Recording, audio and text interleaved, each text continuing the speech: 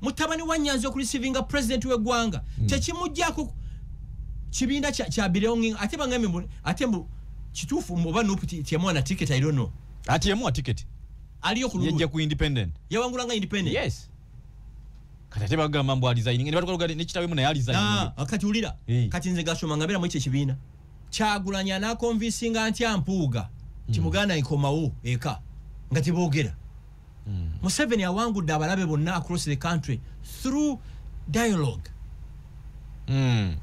ate njala munonya akatabo ka Donald Trump the art of negotiations oyo mwana wa Nyanzi president wa Museveni cyane bamwita mu state house tekiri mu sitani kugenda mbu struggle agibyemu ebituli struggle eriwo ye kibiina yabazadde kibiina kyabazadde ate kati kisoka ti wali struggle bana baliddemu olukwe struggle yakoma ku Dr. Kizza Besigye Kyagulanyi nyinyi yali Switzerland natugamba bobolwanyisa Museveni ebintu biri bisatu byoli assured of ekomera okukusiba ekomera exile oba okufa omuntu yekka eyalwanyisa oba eyali ayagala change mu Uganda wita Dr. Kizza Besigye Kyagulanyize creation wa government eno era special envoy wa state house mu NUP ye Lewis Lubongoya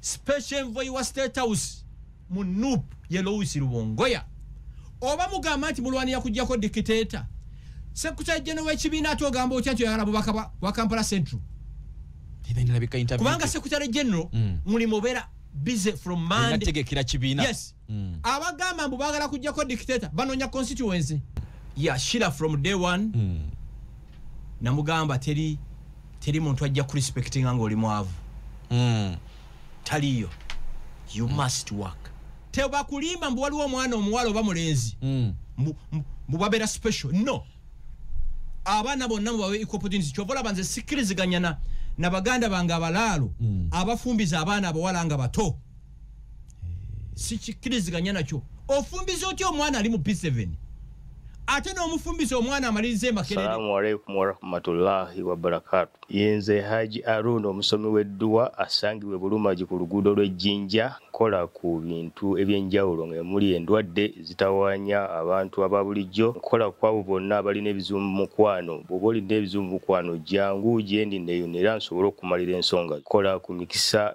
egy'emirimu kola kwabo abaagala okugenda ebweru muntu nk'okozesebwa amagini okozesebwa Saitran ebyo byonna mbikolako osobola okukozesa ennamba z'olaba ku screen oba okuweereza obubaka ku WhatsApp. Lwabaddewo ggulo we had the entire week. Yes. Twebaza Allah, twebaza Mukama nti atukumye tuli balamu yatukuuma yekka teri mulala. Tumwebaliza ddala ate tumwebaza okuba nti atuvujjirira obulamu bunyuma nnyo ng'olinamu kasente. Obulamu bunyuma nnyo ng'olinamu kasente. Ng'olinamu ettooke. Ekigambo ttooke oba kyava wasimanyi. Ndowooza nti tikyagulikako. Nekino nkibagamba. Keera ku makya saba essala for 3 minutes genda mu kibuga ononyerizikiyo mu abasiraamu babagamba musala emirundi 5 olunaku nenga buli kusala musala eddakiika mmeka ntono nnyo. Odukufu ne riziki kero pakase mulemereko abalemerako be bawangula. Teri muntu ajja kuteeka mu mbeera nnungi eyo gye weetaaga embeera ennungi gye weetaaga gwe wennyini gwandabe essaawa zino ku TikTok oba mpuliriza musharinge video eno tandike gwe nyini ampuliriza ku radio 8 e Masaka e Masindi embeera ennungi si pastor si reverend si bishop si president si mubaka si kansala nakuteeka mu mbeera ennungi eno kwepakasiza oyina okubanga oyina ekintu kyokola ekireetamu akasente every day. Atali musiraamu lunda embizi mulime mwanyi mukole buli kantu konna akakuwa sente mwate mu abaana abawala abasajja bajoganya abakazi abaavu gwate omwana omuwala nga basomako tukisazaamu kisiraani tokkirizanga omusajja okuteeka awaka n'akugaana okukola bwagana ngo kola akwe business gyokola omwana osoma otya from P1 no malayo university zonna no fuka housewife how Ndabirya gwe baana. gwa kuzaala olinga ngamba atozaala buzazi. Omusajja bw'aba tayagala okole nga ayina ebbuba lingi akufunira ekyokukola. Akole bizinensi ye kubanga buli lwakuteeka awaka nga tokola otuuka n'obuntu obutono ennyo nga tosobola bwetuusaako. Kino kibagamba abaana abawala mwenna. Nkyogera nnyo omwana omuwala alina kalawumuke kavitske nga kali mu linnya lye kasinga avuga Range Rover ngeri mu linnya lya bbaawo kubanga bemufuna obutakwatagana Range Rover ogirekaawo n'otambula. Mukulu Gashumba akanda kakatirize nnyo. Kaliwa njogedde omwana omuwala nga alina akatono nenga kali manyage. Omwana omuwala alina akatono. Omuwala nga alina kavitsi nga alina kalawumuke akamotoka asinga omukazi avuga Range Rover nga siye ngeri manya ga bbaawe kubanga bemufuna obutakwatagana ne bbaawo Range Rover ogireka mu compound n'ogenda. Temukkiriza bateeka wakati muleke okukola. Omusajja bw'aba alina ebbuba lingi omanyi mulimu obusajja obulina ebbuba eringi ngako kati ambu mukyala waako bw'anaagenda okukola bajja mukwana. By the way bw'ogaana mukyala ogenda okukola abakinjaaji b'okukyalo bagenda omukwana n'abavuzi b'obboda z'okukyalo batya omulemekera emitwalo egi n'agenda ow'omukinjaaji n'asaba kkoota y'ennyama omukinjaaji amuwa kirezi buli wagenda amuwa kirezi gwe wenna kati ekidiri okimanyi nga zino emitwalo ebiri gye wamulekedde agikozesa ebibye personal needs kati ekiddirira omukinjaaji ow'ekirevu nga yeefunira haki. Allah goli eri wewana nalese yakameza nkasootinze kumbe. Yes abasajja abamu abalinse chuwa be batagala bakazi kukola. Omukazi muleka agenda akole. Omukazi asobola okwendera awaka ne ku mulimu ayenderawo. Nammwe abasajja musobola okwendera awaka ne ku mirimu. Let her be. Okitegera ndo. Ate Allah ne bwaba kujje mu nsi muno. At least omukazi abeerako watandikira. Abata kitasobola kubanga lobunani omubiri guba obongo bwa bukola. Jukira singa ovudde mu nsi today. Mukazi wonga bakola mu kibugo oba mu kiyembe oba nakasiro mu katale oba mu wino oba akola mu bitongole bino eby'amaanyi aba ne mikwano gye aba mu comfortinga n'okubeerako ne watandikira. Naye omukazi bw'aba takola n'ova mu nsi tamanyi na wakutandikira. Byonna bifa bufi. Byonna anti atandikira ku zero. Buli kimu kibadde kimusanga waka. Ogwe kuzaala kulaba bukedde kulaba NBS kulaba NTV yonna kuno luziba kulaba buzannyo. So it's mwabaana abampuliza naddala abaana bawala nga basomako tokkiriza omusajja okuteeka awaka. Omusajja baba ayagala oleke kola akolere business. Ndowooza omuze bagamba nti gufiira ku ukoze interview eyo nalabye interview ya Sheila yakoze weekend abaana abo bwala basanyusa abo bulenzi basanyuse nga annyonnyola abaana abo bwala engeri gy'olina okwepakeginga mu gy'olina okwefaako obuyonjo bwo. Naye bweyogedde bigabadde ng'ebikkaatiriza nga tunnyonnyodde ndowooza omwana omulala nti engeri mwe pakegingamu ne mugenda eri abasajja toleetaddeko na value toleetaddeko wadde ka perfume togenze mubiri kugutereeza. Interview yakoze bulungi nnyo ffe abasinga yatu inspirinze. So honestly I'll tell you interview sinabagiraba nalabyeko clips entono simanyi eri ku YouTube channel kya I don't know yonna giraba yali ne kasuku ne nalabye nga bw'omanyi TikTok buli mwati mamu kakola ki kayagala naye nze nalabyemu obuntu butono ya Sheila from day one namugamba teri muntu ajja ku respectinga ng'oli mwavu taliyo. You must work.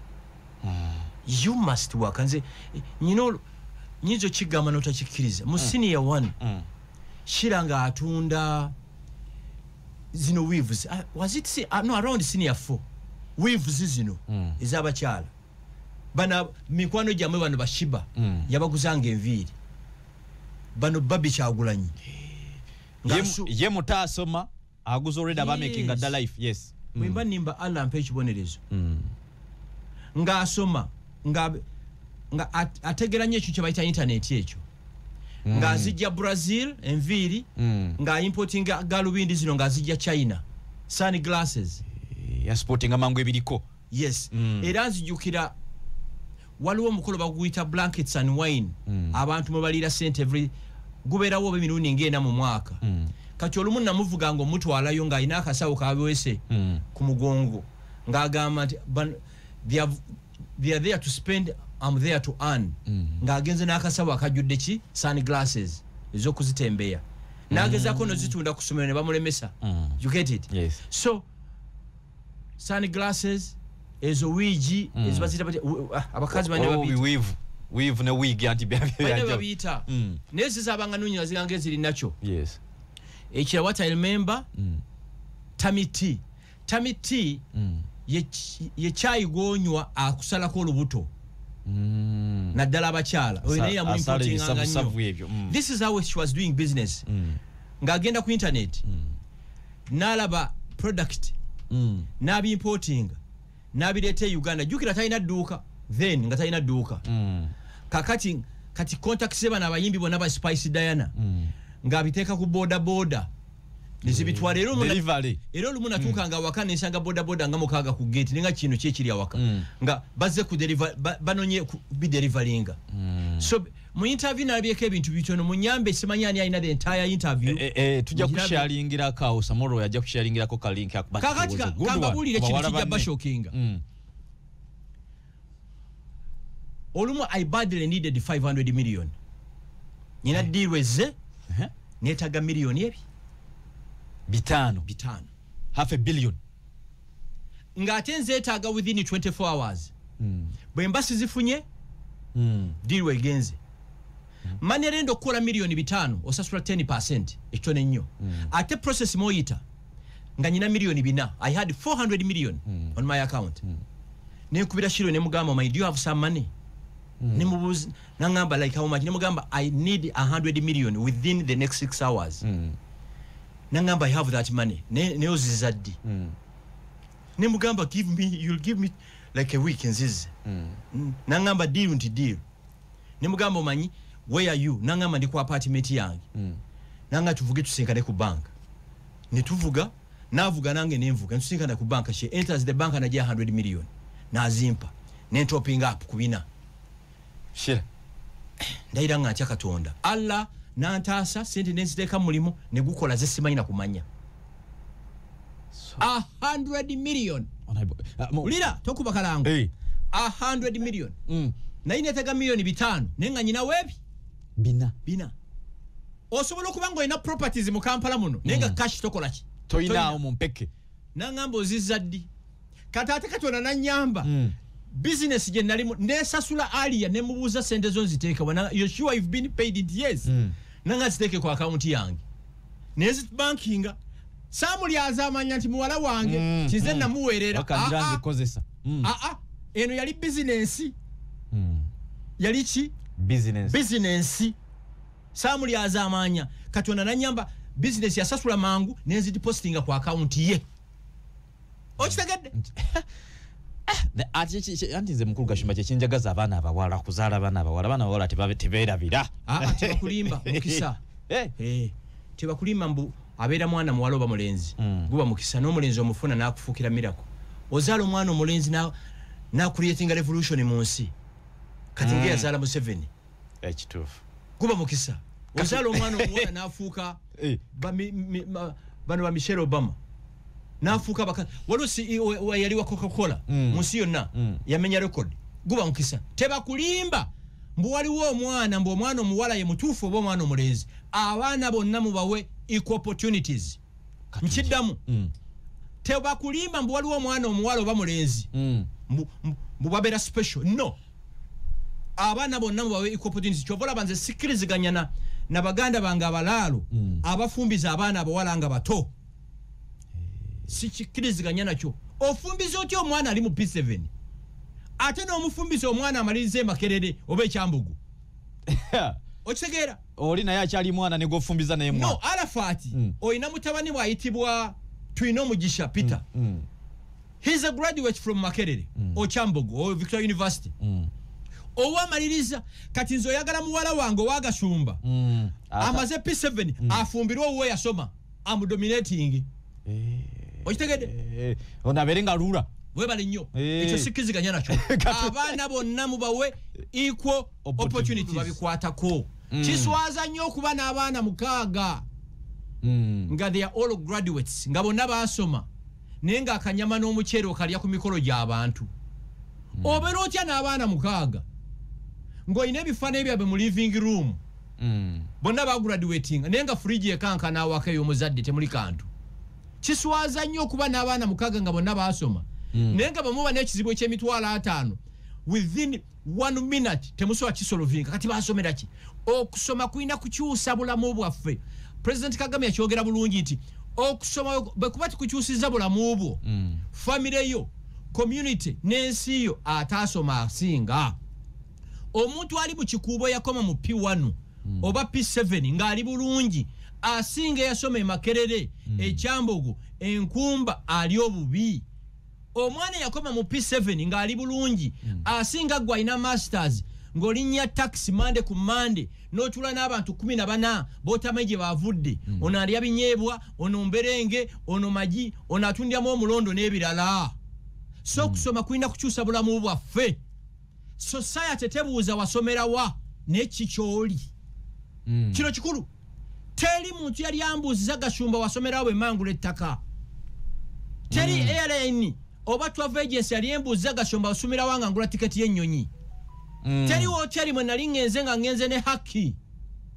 hoteli n'embuuza wasomera wa CV baagala sente so kusoma kwonna mu baana baffe kulina okukyusa obulamu bwabwe omwana addeyo n'omugaati awaka bwe kuba okusoma nga university eno tegenda kukyusa bulamu bwa mwana wo totwalayo mwana on a serious note kino kibagamba with experience society tebuuza wasomera wa kikyoli siba kiri bwe kiri bolinya boda bakubuuza wasomera wa yayagala sente mukanya ku sente mmeka nekiggwa kyekyo university erina okukyusa obulamu bw'abaana n'amasomero kati nze nyina by the way ne P1 oba tunakyogerako next week I don't know studies all over the world ziraga nti ekishaping omwana ekisooka lyessomero lyalimu okuva mu P1 paka P7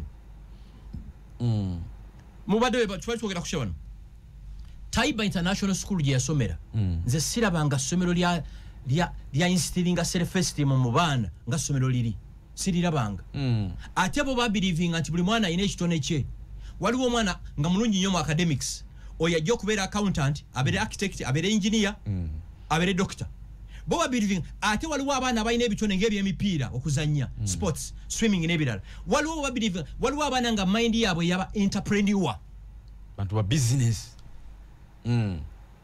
nga bo mind yaabwe business nga ate waliwo omwana nga she's a good back door officer yani bebabazi b'ebitabo bodita Taiba bwe yali nga buli mwana bamwa the opportunity to be what he or she wants to be. Unfortunately, this stupid dead UNEB syllabus techiwa UNEB ye believing buli mwana inofuna obuna wawe kalamoja ainofuna munana wawe guru ainofuna triple A tibakimanyi nti mu Uganda mulimu abaana basobola kubeera nga ba Beyonce ba Jay-Z abasajja nga baleo ni mask abakujjukujju abayiya ekyo UNEB tekikola ki tekiina waliwo ekintu ekyennema okutegeera up to today batugamba ngedda be at the right place at the right time doing the right thing siba kiri bwe kiba naye omwana lwaki omwana bwawummula mu muwakulide waka omwana mumusindise waka awummule siba kiri ate mumuwadde holiday waka omwana anazanja ddi kyedoma anaabuuka ddi anasamba ddi omupiira kinuma nga nze siri mu buyinza siri mu gavumenti so abaana bafugibwa obwongo bufugibwa kati nze kira nze sobola kuzaala mwana n'asoma in a boarding school from P1 up to P7 I can't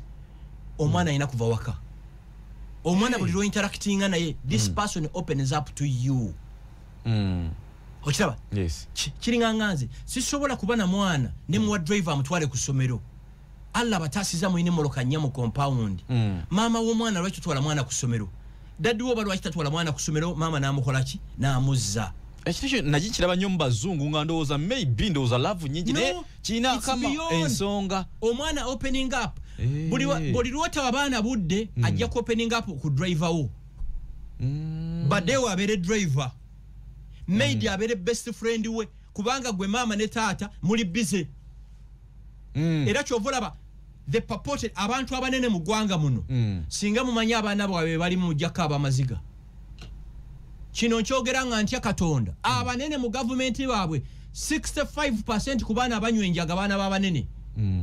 Omanyi lwaki tebawa abaana budde. Bali ku nnyonyi all the time, emirimu gitaking over their responsibilities as parents. Government erina byalina okukolera nga ggwe naawe omuzadde byalina okukola ki. Government esobola kujja amaka gange egamba omwana omuwala Sonia oba Linda nti kola homework. It has to be a parent. You get it? Kati musasewo nnyo emirimu ne mwerabira abaki. Mwabakazi abampuliriza essaawa zino abakola. Mirundi emeka gy'okubira maid awaka okumubuuza omwana we alidde ki. Mirundi emeka. Waliwo omukazi asiba ku mulimu ng'akola paka kuziba. Ngatakubye simu waka. Manyi kyagwa yafuna maid. Namwana n'omwana nyaki maid kyange kikola. Okiwulira? Banda baba mu America abantu baba separatinze baga bano buvunaanyizibwa. Wadde tobeera na mama wa mwana oga nti ojja kumutwala okusomera. Ngamba bwenti. Wo mwana buli ekyetaagisa. Si sente. Tokito wangu omwana sente. Anti bono sente ajja kulalooza bamuwa buwi sente. Omwana alina kuweebwa. Chovala ffe mu byalo gye twakula evira Maria nga mulunda enkoko ne mulunda embizi ne mulunda ente ne mulunda obumyu n'enkoko. You get it? Yes. Omwana bw'omuwa sente ajja kula nga amanyi nti yagenda ku ATM kujja sente.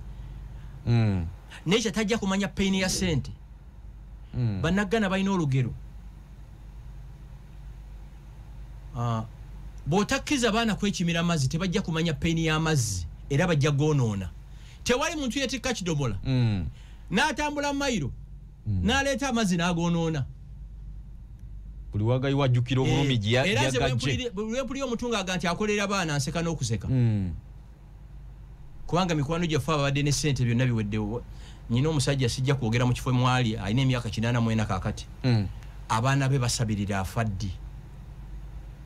Taata okumanya bali abaana miyaayu. Balina mukwano gwagwe sijja kwogera linnya. Batandise okumwewola baga tuwole sente tujja kwebalanga afudde.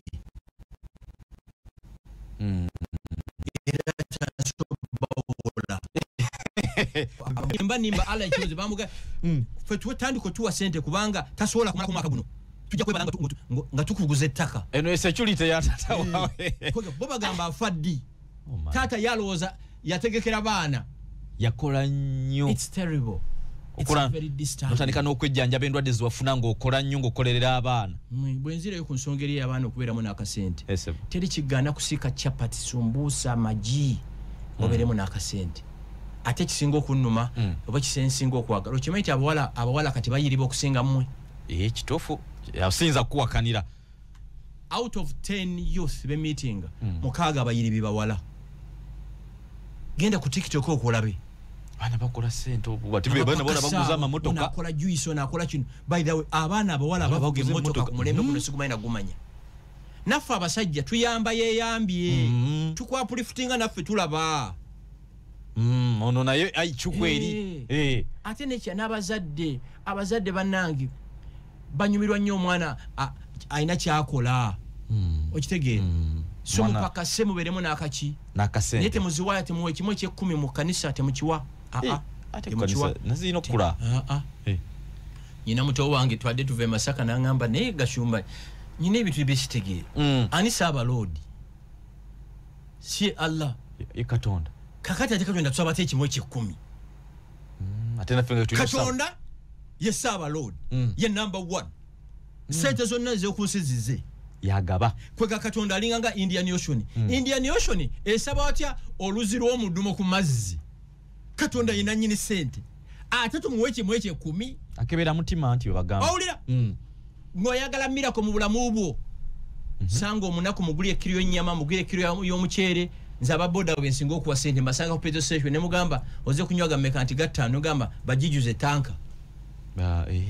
Shuketi bwe Katonda obwo. Nze mukazi wange n'amalawo ekimwe kye 10 tujjo kwawukanira. Ate abamusiru ku level ki abanza ali the breed of fools.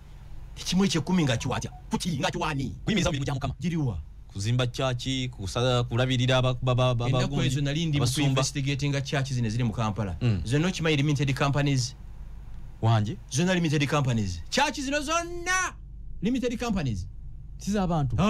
Zabantu. Pastor ne mukyala we n'abaana be ba shareholders. Mwendiga ne mulete ngalabiza mmwe ne muwe kimwe kye 10. Kuchapa tekubera ko manya gandiga. Gabako. Pastor mukyala we n'abaana. Amezi muzira wako ne bipande. Mwabampakanya mugende mu URSB. Mukebere church zino zonna. Limited companies. Sakugamba prophet asabira wano naggulu. Ya fixing obuwumbi n'obuwumbi. Babalimbira mu Yesu. The most misused word on planet Earth. Kigambo Yesu. Tuzimbire mukama. Tukolere mukama kino. Yesu yalina kanisa. Yatambulanga butambuzi. Yalina kanisa Yesu. Nakola abantu be. Ne Yesu n'amalaita mu Kampala emboka eyinza okukaba. Kubuli yakajja okusesa. Tuba tuseme tugere ku mulango. As Canada. Canada erimu church I think emitwalo 914. Oba UK erimu emitwalo ba mukaaga. Church. Canada esinga Africa obunene. Africa. Tuina church milioni 3.4. 34. Amachi bavade bagamba nti bawo musolo nabo. Kati mbuze ekibuuzo. Africa ne Canada eriwe singo okulana. Canada eri waggulu nnyo. Kati bwe church ng'eddiini transforming obulamu bw'abantu. Lwaki envunza ebiku byonna bisinga mu Africa? Lwaki wetugesa abazi? Waliwo abantu ngente mu kidiba mwenywa. Esooka kuwonoonamu nga n'omuntu mwase n'amazzi. Ate nga ffe tusinga okuba ne mukama mu Africa. Tebiriyo. Chacha ukadde asa. Ate n'ekyo eddiini kazonga nshuwe. Roman Catholic Church yava Roma. Ddiini y'Abaroma. Ayaba Protestant y'Abangereza. Eyammwe yava Middle East. Culture. Abaorthodox Russia. Katujja obaka buno era singa China yasooka mu Africa. Twalibadde tusoma culture z'Abachina. Babuddha. Okitegedde? Kati ekyo bw'okyogerako nti gasumba va ku ddiini zaffe. These are facts. Oba olumbye. Ate nnumbyandi. These are facts. Bw'oba toyagala mazima toteekako ntugga every Monday. Genda ku birediyo ebirala bakulimbira eyo. Ekyamazima mu gy'olukumi olunana teri yava eri nga zze kuleeta kigambo. Kankuza ekibuuzo. Mu nsi yonna tuli over 8 billion. Abantu fenna. Katwashuminga nti abakatoliki be batuufu. Abasiraamu bagenda mu nnaali. Naffe tugamba tugenda mu gumu. Katwashuminga abasiraamu nti mwe batuufu. Ffe tugenda mu muliro. Katwashuminga abapentekosto be batuufu. Abakatoliki bagenda mu muliro. Eddiini eriemu ku nsi bagiyita ubuntu ku mutima. Kola nga bw'oyagala nawe bakolere. Tukole birungi ku mutima olw'eddiini otukkiriza. Yeddiini yokka. Era bw'oba oyagala mu ggulu. Ebirungi by'oyagala bikolerwe nawe bye b'okolera abantu. Nkubuuza ekibuuzo kiri kimu. Tuli biliyoni 8. Bwe tuzuula nti abasiraamu be batuufu. Gashumba ngenda mu muliro. Ekyo lwaki oŋŋamba eggulu? Lwaki? Katonda gyali ali mu ggulu. Katonda ali everywhere. Ebyawandika bye tugamba. Oba eggulu gyeriri lwaki yansoosa wano? Obeere kuno mbuokolere ekiri eri. Nga 10 ku 10 nti Katonda gyali. Nibe sikiriziganya namu gano madini. Mukulu Gashumba njagala tuyite katono mu parliament yaffe y'eggwanga erya Uganda. Ababaka ba parliament ya Uganda ndowooza be basinga okuba abasanyufu era esaawa zino oba oyagala kukyala abamu oyinza kukyala mu maka gaabwe. Kigambibwa ebiwulirwa mbu 10 kyatonyedda ku akawunti Kasiimo mbu ku kuyisa etteeka ly'emmwanyi n'okweteekateeka kuliyinza okujja erya ebbago eryokuba nti koti y'amagiddamu okwebwa obuyinza okukola. Kati tewali Saalumanya na Saalumanya Naalumanya. Nenze ebyo ebintu kakati nakugamba omugezi geziwalira ddala omusiru siruwalira ddala. Yes, ababaka bazifunye 10 kuba Nuupu 41 bonyina obukakafu bazifunye. Aba Nuupu 41 10 kwa kina 5 kitegeeza hafu yayise namune kota. Kati simanyi tutuukidde leero oba n'abalala banonye. Nalaba sayininga. Tebagenda zikwatako. Kati gwe mulonzi gwendiga endiga nga bakubira emiggo olwakalulu. Ngofa. Bya kidongo lime mwanyi mu Buganda mulime mwanyi mu Busoga mulime mwanyi. Ekibina kye kyobe obufuzi kibere coffee. Kibere coffee olime akamwanyi ko katunde olye kanyama olye kachere buli kamu. ate si gwe gusoose sente zino kuweebwayo gwe gusoose baba wakolo muno ebibiri kwaliko neza togikwatako nazo zaali bibiri I think bibiri ne bazibawanga mu bits kaloni kagabo ziyazaayo kaana zize zibaawo ate bambi olumu nabo basaasira be bazibawanga ate abalonzi bazinona abalonzi basaba abalonzi bo baagala sente so I can confirm 41 MPs Bachina ekyo ndakikonfaminga by Friday last week mukitukidde leero simanyi mujukana mboze yagamba museri yasizaayo bwali ana omulamuzi kakulu n'agamba yes yakola press conference n'alaga ne dame check ne sente yazizaayo kwa account tezisoma omulamuzi kakulu yali mbali gye yakyogerera kati balimba mmwe de kyovola bankera kwepakasiza ndi hasola simple obulangira bw'omunaku kwekolera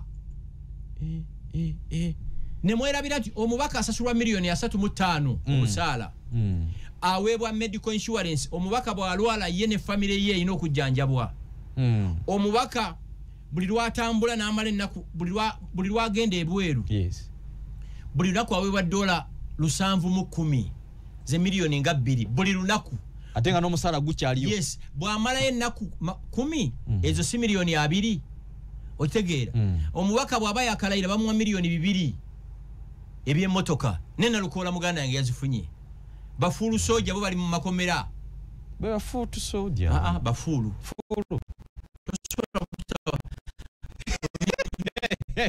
goyinza okubanga toli musiru nokola bafuulu soja bebakola bino byokumba kwagala principal kuyawo mu bana mbulira wani bagubayirewo abaana bebafuna mu bana abantu omuntu afuna mu muntu alondeddwa abeera family ye nga ye kyovola banyinaka omubaka gwe nasanga ti yalina kabina yakafunye kulanga ennyana bwati nenga ochaba waliwo omubaka gwe nasanga ennaku ezenkiki ensi kyaka kyalinga ng'envubu sente tajja soba nakukyuka lwaki babeera mu parliament babeera banyirivu bebamukuba akalulu n'addayo ebyo byammwe bya kidongo Kyagulanyi n'abalimba mwajja kujjako mu 7 ate bannange sirabanga kibiina kifunga nuupu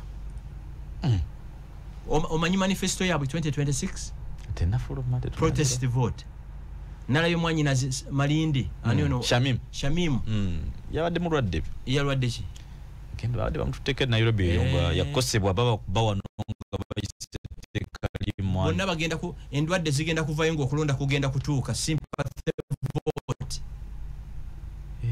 ya kisa kukatirwa kisa nalabye muganda wange mwanga kivumbi agamba nti omuntu yenna atagondedde biragiro bya NUP tebagenda muwa ticket mu 2026 basically mind yabwe kulitaininga constituencies badde bayina si ku expandinga dominance ya NUP across the country Lubongo yalwachaje Kampala Central Lubongo yatunnyonnyole obo manyi NUP yamanyi gende wamwe mwankole obo gende ebunyolo lwacho jja mu Kampala je lwachi ukitegeera era endiga zijja mulonda ogende kabaana mukulu Gashuma njukizo omwana wo mukulu Nyanzi kesebo omwana yabali mirimu nkola jja gwanga oyo mwana yetaaga okuwa the award of the year emuge nkola jja gwanga omanyi NUP abantu ba foot soja abasinga tebaasoma ate balya nnyo embizzi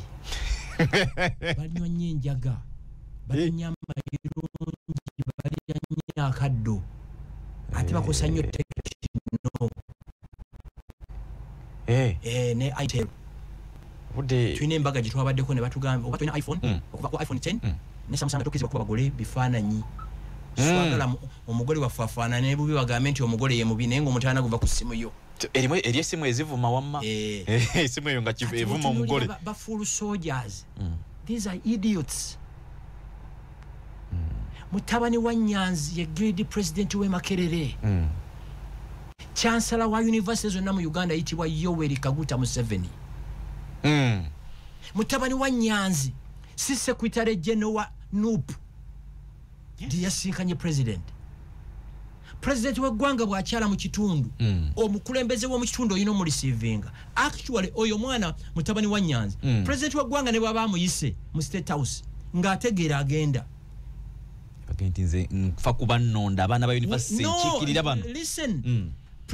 President abeera ayise guild president.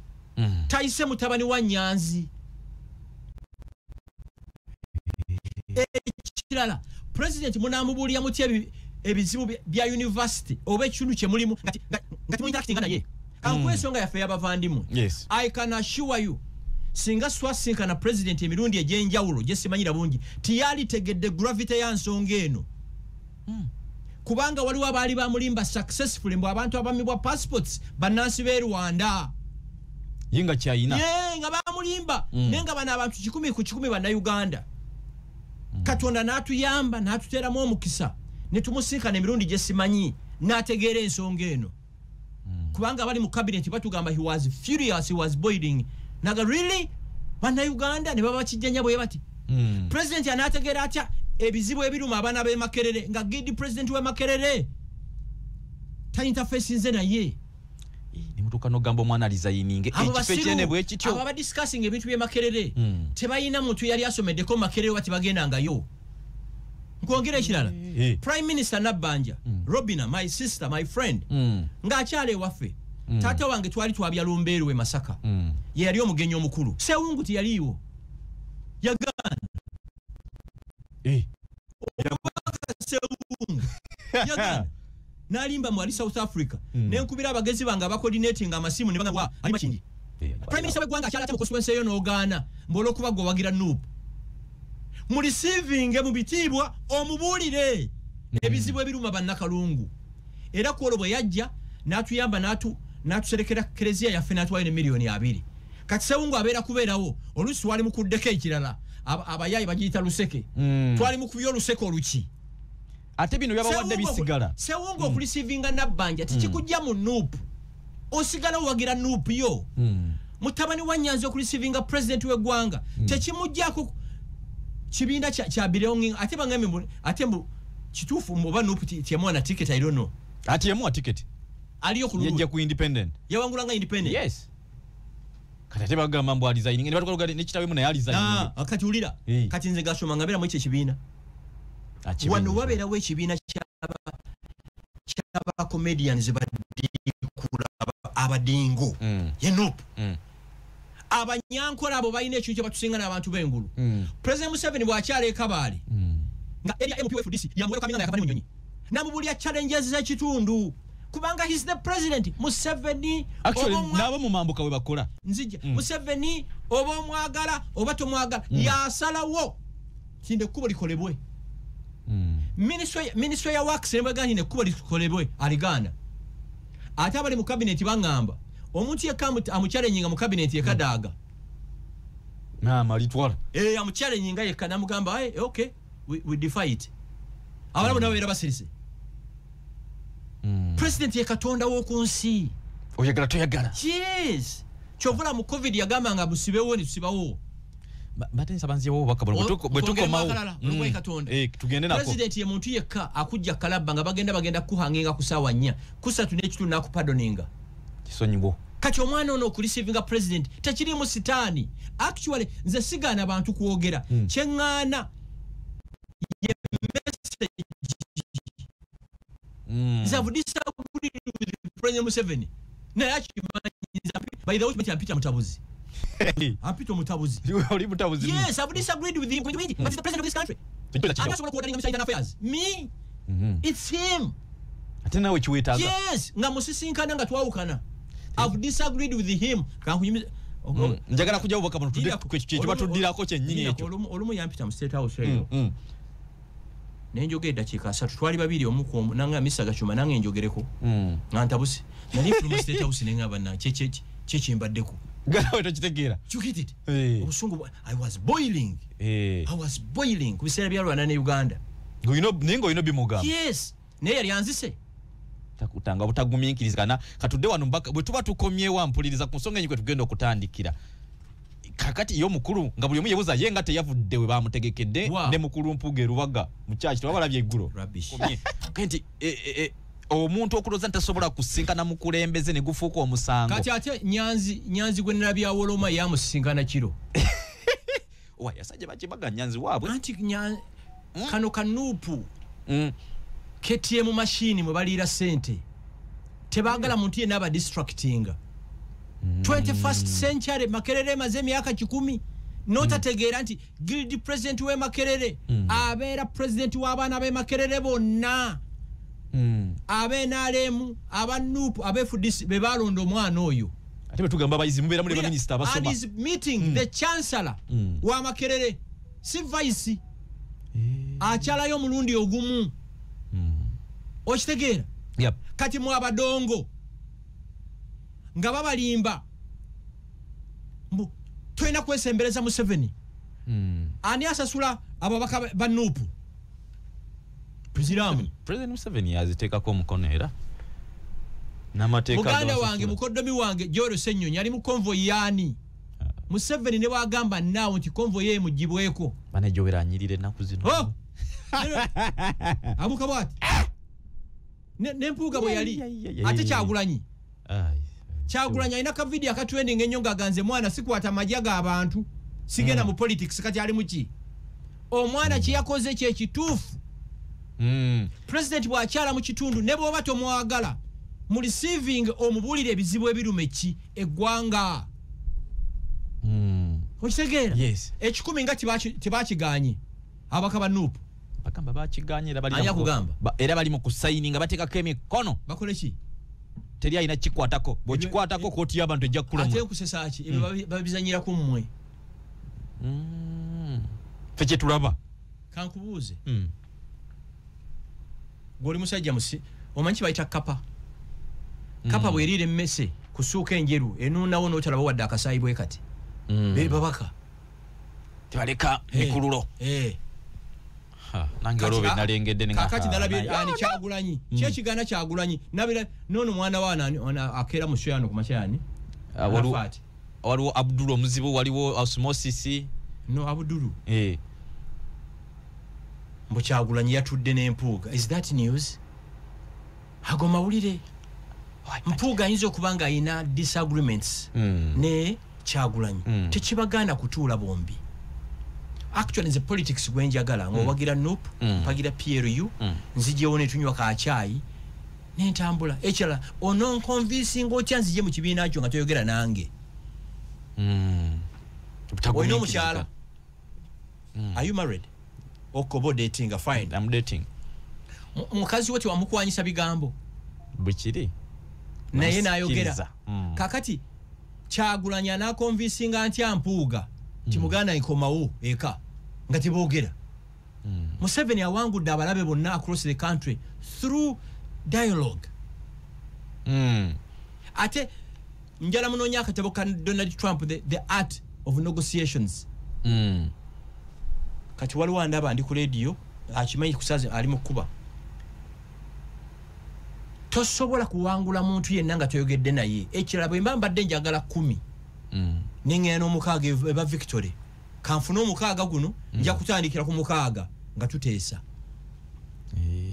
oyo omwana wa Nyanzi president wa Museveni kyane bamuyita mu State House tekiri mu sitaani kugenda mbu struggle agikubyemu ebituli struggle eriwo yekibiina yabazadde kibiina kyabazadde ate kati ekisooka tewali struggle baliddemu olukwe struggle yakoma ku Dr. Kizza Besigye Kyagulanyi yennyini yali Switzerland n'atugamba bw'oba olwanyisa Museveni ebintu biri bisatu by'oli assured of ekkomera okukusiba ekkomera exile oba okufa Dr. Besigye tebamumye bail ogwafembyeyo isa agenda gisanga yeruzira omukazi yasomye jjajja oyo yasomye terms za bail nga zonna Besigye aziina n'akyuka ku last minute omuntu yekka eyalwanyisa oba eyali ayagala change mu Uganda wita Dr. Kizza Besigye Kyagulanyize creation wa government eno era special envoy wa State House mu NUP ye Lewis Lubongoya special envoy wa State House mu NUP ye Lewis Lubongoya oba mugamba nti mulwanira kujjako dictator Secretary General w'ekibiina atogamba otya nti oyagala bubaka wa Kampala Central kubanga Secretary General mulimu obeera busy from Monday tegekira kibiina yes abagamba mbu bagala kujjako dictator banonya constituency nze Kashumba nemera mu ebyo ekibino tojafuna budde bukitegeke jameni oli okugamba mbu asobola okujjako Museveni n'akalu kyamuntu okugamba asobola okukisinga enjuba tekiriyo Museveni agenda kubafuga paka Rwanda yagala kitadde bino twaba political parties twago bikibi kati tuli ku ki deception ngabala abantu abalina amaduuka mu kikubo Sauli yako uwino buli omu ng'anoonya waliira ebibiina kibiringa mu makyaki gano kyaki mu Uganda ezire giti Lubaga Lubaga kati politics business center na Mirembe buli lwolabanga ekintu kya muntu nga muntu okitegeera lwaki politics wakati batambulira ku bintu we bityo nati bagwa mummwe police zitewali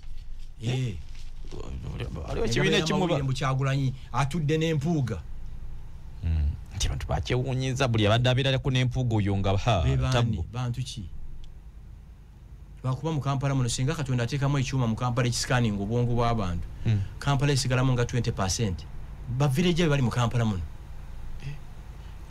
tukiraba mu makulu ekyo mukulu Kashumba ekyokutula ne Katikkiro yeewuunyiza agamba nti mwaka simanyi mulamba bali tabalabangako nga batudde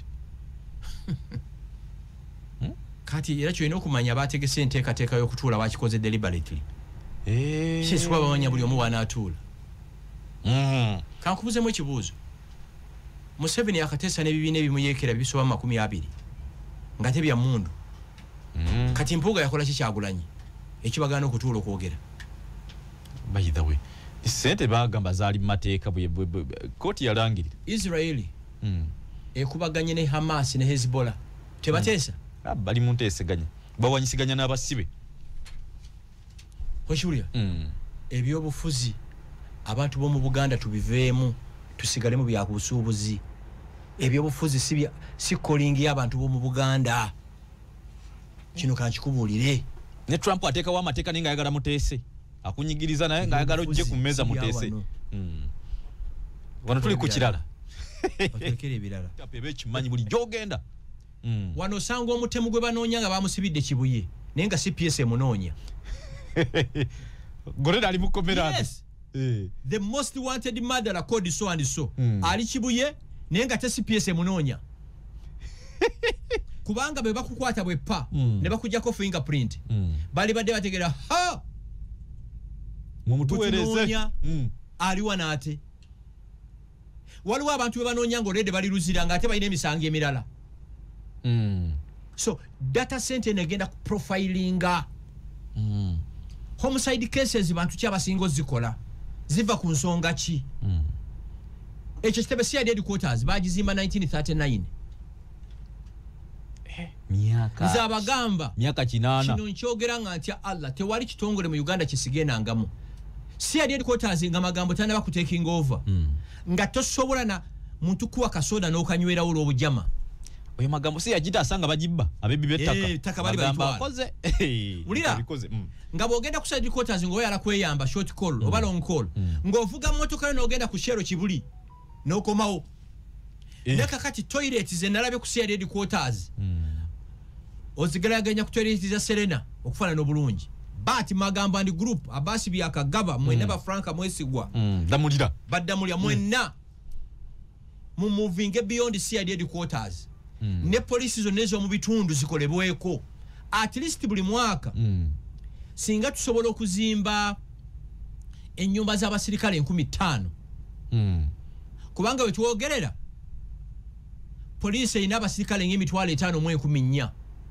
across the country between okuhauzinga kakati buli mwaka ate government egamba nti ejja kuzimbanga ennyumba z'abasirikale 10 buli mwaka kitegeza twetaaga emyaka 5 mu 4 okuzimbya polisi yonna eggwanga abasirikale yese bizimbe tubizimbe ne human resource omusaala omulungi okubambaza obulungi to motivate them teri mu police agenda ku investigating amusango gwa kawumbi ngeka abaana yabalese tebalina school fees welfare nkulu nnyo tubalabirire to expecting the best naye ate magambo yalese ekintu ekirala omukulembeze we asobola okukyusa ekintu si yali headquarters boya logira bakakati yite olaba ewa mukwano yes itawo sawa nga 2-3 ogwekiro otunne waggulu etalabe ne parking yawe nnungi okamala zino tala ziri wa izo gamba wakithiro ekisaawe tala wezaka